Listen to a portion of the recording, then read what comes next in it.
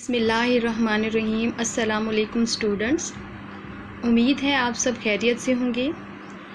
हमारे पिछले लेक्चर में आप जानते हैं कि हमने सबक नंबर 3 शुरू किया था, इल्म की फ़र्ज़ियत व फ़जीलत। तो उसमें हमने जो पढ़ा था इल्म की अहमियत के बारे में पढ़ा था और हमने देखा था कि कुरान की रोशनी में इल्म की अहमियत क्या है। कुरानी आयात इल्म की अहमियत के हवाले से हमने देखी थी और उसके साथ हमने देखा था कि अहद रिसालत में इशात इल्म के हवाले से और फिर हसूल इल्म की अहमियत हमने अहादीस मुबारका की रोशनी में उसको देखा था। यानी हसूल इल्म के हवाले से जो अहादीस मुबारका आई हैं वो हमने पढ़ी थी। तो हमने जो पिछले लेक्चर में हैं अपने इस सबक नंबर 3 के सवाल नंबर 1 और सवाल नंबर 2 किया था। अब इससे अगला जो है हमारा इस सबक का बाकी हिस्सा, जिसमें हमने पढ़ना है इल्म की फ़जीलत, और ये हमारा सवाल नंबर 3 है। और हमने इस टॉपिक को पढ़ना है, इल्म की फ़जीलत के हवाले से देखना है और फिर हमने एंड में मुख्तसर सवालात और जवाबात भी देखने हैं कि वो क्या हैं जो हमारी रीडिंग में से हैं। हमारा आज का जो मौजू है इल्म की फ़जीलत, तो इसमें जो हमने इसके अहम निकात देखने हैं वो ये हैं। कुरान की रोशनी में इल्म की फ़जीलत हम देखेंगे और कुर्ब इलाही का ज़रिया है और इल्म जो है बुलंदी दर्जात का बाइस है, इस हवाले से हम देखेंगे। और अहादीस की रोशनी में फ़जीलत इल्म क्या है, इस हवाले से हम देखेंगे। तो चले शुरू करते हैं। हमारा सवाल नंबर 3 है, कुरान व हदीस की रोशनी में इल्म की फ़जीलत बयान करें। इल्म अल्लाह ताला का इंसानों पर एहसान अज़ीम है। इल्म अल्लाह ताला की अता करदा नेमतों में से एक अज़ीम नेमत है जिसका कोई नेमल बदल नहीं। इल्म अज़मत और सरबुलंदी की बुनियाद और अल्लाह की मार्फत का सबसे बड़ा ज़रिया है। इल्म क्या है? इल्म अज़मत और सरबुलंदी का ज़रिया है। ज़ेवर इल्म से आरास्ता लोग अल्लाह के ज़्यादा करीब होते हैं। कुरान की रोशनी में इल्म की फ़जीलत। कुरान में इल्म की बड़ी फ़जीलत बयान हुई है। सबसे पहले है कुर्ब इलाही का ज़रिया कि कुरान में इरशाद है कि कुरान ने इल्म को खौफ खुदा और कुर्ब इलाही का ज़रिया करार दिया है। इरशाद इलाही है, इन्नमा यख्शल्लाह मिन इबादिहिल उलमा। तर्जमा, अल्लाह के बंदों में से अहले इल्म ही अल्लाह से डरते हैं। अगला है इल्म बुलंदी दर्जात का बाइस। कुरान ने इल्म को अहले ईमान के लिए अज़मत व सरबुलंदी और बुलंदी दर्जात की बुनियाद करार दिया है। कुरान में इरशाद इलाही है, यरफ़इल्लाहुल्लज़ीना आमनू मिनकुम वल्लज़ीना ऊतुल इल्मा दराजात। तर्जमा, तुम में से जो लोग ईमान लाए और जिन्हें इल्म दिया गया अल्लाह के अल्लाह उनके दर्जात बुलंद फरमाएगा। अल्लाह ताला के नज़दीक आलिम और जाहिल बराबर नहीं। इल्म की फ़जीलत के बारे में कुरान का एक और इरशाद है कि क्या वो लोग जो इल्म रखते हैं और वो लोग जो इल्म नहीं रखते बराबर हो सकते हैं। इसी तरह अल्लाह ताला ने अपने प्यारे नबी सल्लल्लाहु अलैहि वसल्लम को इल्म में इजाफ़े की दुआ सिखाई। कुरान में इरशाद है, कुर रब्बी ज़िदनी इल्मा। तर्जमा, ए नबी कहिए, ए परवरदिगार मेरे इल्म में इजाफ़ा फरमा। तो ये तो थी बच्चों चंद आयात जो हमने कुरान की रोशनी में इल्म की फ़जीलत को देखा। अब हम देखेंगे अहादीस की रोशनी में फ़जीलत इल्म क्या है। नबी करीम सल्लल्लाहु अलैहि वसल्लम की अहादीस से भी हमें इल्म की फ़जीलत का अंदाज़ा होता है।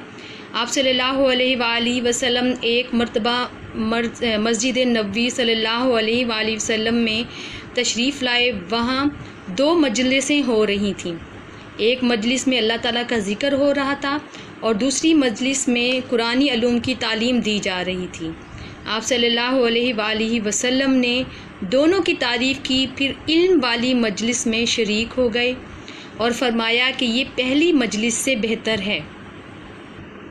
اسی طرح ایک مرتبہ یعنی ایک اور جگہ پر ایک مرتبہ رسول صلی اللہ علیہ وآلہ وسلم نے فرمایا کہ جب تم جنت کی پھلواریوں میں سے گزرو تو ان سے جی بھر کر فائدہ اٹھایا کرو۔ صحابہ رضی اللہ تعالیٰ عنہ نے پوچھا جنت کی پھلواریاں کیا ہیں؟ فرمایا علم کی مجلسیں۔ اسی طرح کی چند اور روایات ہیں جن سے ہمیں علم کی اہمیت واضح ہوتی ہے، اور وہ یہ ہیں: علم حاصل کرو، اللہ کے لیے علم حاصل کرنا نیکی ہے، علم کی طلب عبادت ہے، اس میں مصروف رہنا، تحقیق، بحث و مباحثہ کرنا جہاد ہے، علم سکھاؤ تو صدقہ ہے، علم تنہائی کا ساتھی، فراخی اور تنگ دستی میں رہنما، غم خوار دوست اور بہترین ہم نشین ہے، علم جنت کا راستہ بتاتا ہے۔ اللہ تعالیٰ علم ہی کے ذریعے قوموں کو سر بلندی عطا فرماتا ہے۔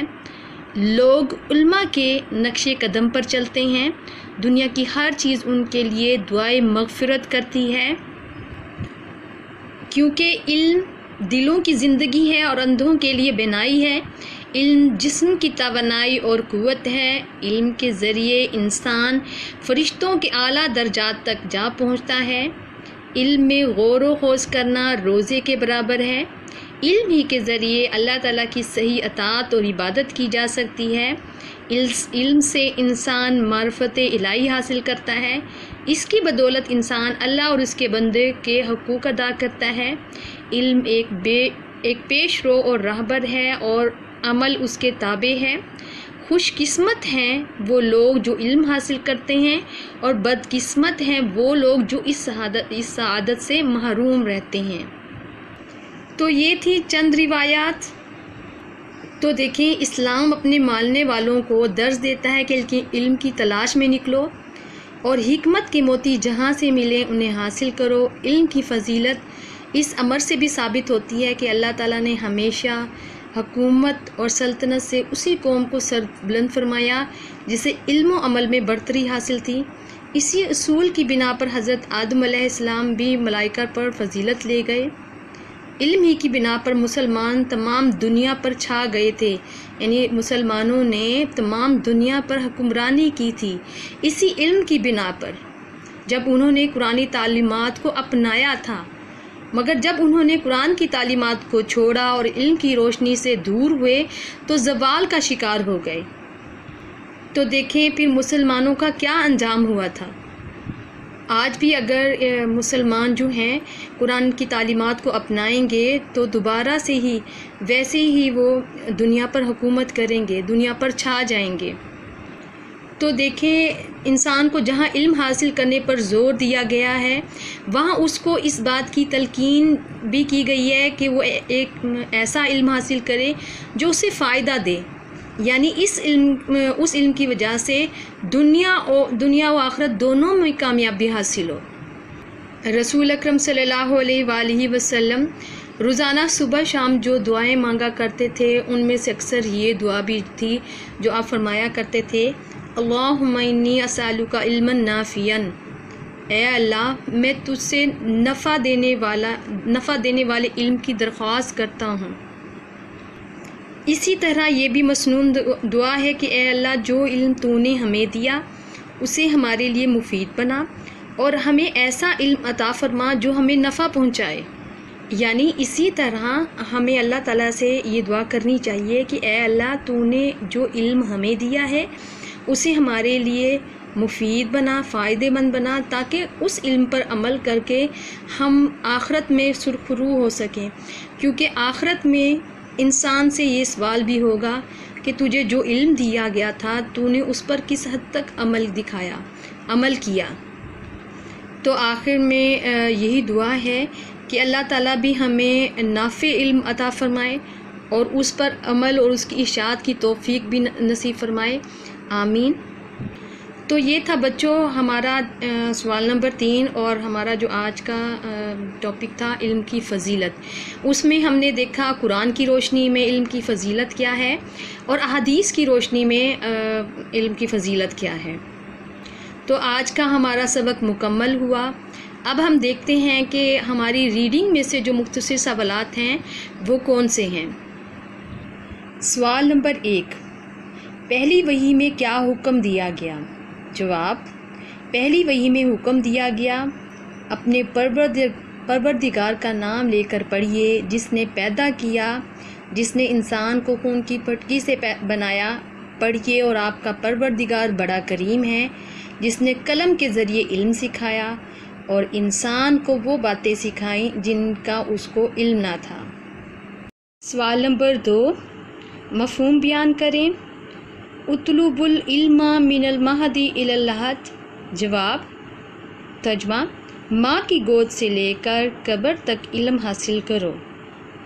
آپ صلی اللہ علیہ وآلہ وسلم نے ماں کی گود سے قبر میں اترنے تک حصول علم کا عمل جاری رکھنے کی ہدایت فرمائی، اس کے لیے عمر کی کوئی قید نہیں۔ سوال نمبر 3، انسان کی عظمت کس میں ہے؟ جواب، انسان کی عظمت علم میں ہے۔ سوال نمبر 4، علم و حکمت کی متاع کا سب سے زیادہ حقدار کون ہے؟ جواب، آپ صلی اللہ علیہ وآلہ وسلم نے فرمایا کہ علم و حکمت مومن کی متاع گمگشتہ ہے۔ متاع گمگشتہ یعنی گم شدہ مال ہے، جہاں سے میسر ہو حاصل کرنے کی کوشش کرے کیونکہ وہی اس کا سب سے زیادہ حقدار ہے۔ سوال نمبر 5، علم کے پھیلانے کے متعلق آپ صلی اللہ علیہ وآلہ وسلم نے کیا ارشاد فرمایا؟ جواب، علم کے پھیلانے کے متعلق آپ صلی اللہ علیہ وآلہ وسلم نے ارشاد فرمایا، مجھ سے ایک آیت بھی سنو تو اسے آگے پہنچا دو، اس کی تبلیغ کرو۔ سوال نمبر 6، ترجمہ کریں۔ فَلْيُبَلِّغِ الشَّاهِدُ الْغَائِبَ۔ جواب، ترجمہ، جو حاضر ہے وہ اس تک میری یہ تعلیم پہنچا دے جو یہاں نہیں۔ سوال نمبر 7، فرشتوں کو کس وجہ سے آدم علیہ السلام کو سجدہ کرنے کا حکم دیا گیا؟ جواب، فرشتوں کو علم کی وجہ سے آدم علیہ السلام کو سجدہ کرنے کا حکم دیا گیا۔ سوال نمبر 8، حدیث کے مطابق جنت کی پھلواریاں کیا ہیں؟ جواب، حدیث کے مطابق جنت کی پھلواریاں علم کی مجلسیں ہیں۔ سوال نمبر 9، علم کے 2 فائدے لکھیے۔ جواب، نمبر 1، علم سے انسان معرفت الہی حاصل کرتا ہے۔ نمبر 2، علم کے ذریعے انسان فرشتوں کے اعلیٰ درجات تک جا پہنچتا ہے۔ تو یہ تھا بچوں ہمارا آج کا سبق۔ ہم نے اس میں سوال نمبر 3 کو دیکھا ہے، یعنی علم کی فضیلت کا ٹاپک ہے، اس کو پڑھا ہے، اور ریڈنگ میں سے جو مختصر سوالات و جوابات بنے ہیں ہم نے وہ دیکھے ہیں جو بورڈ کے حوالے سے بھی اہم ہیں۔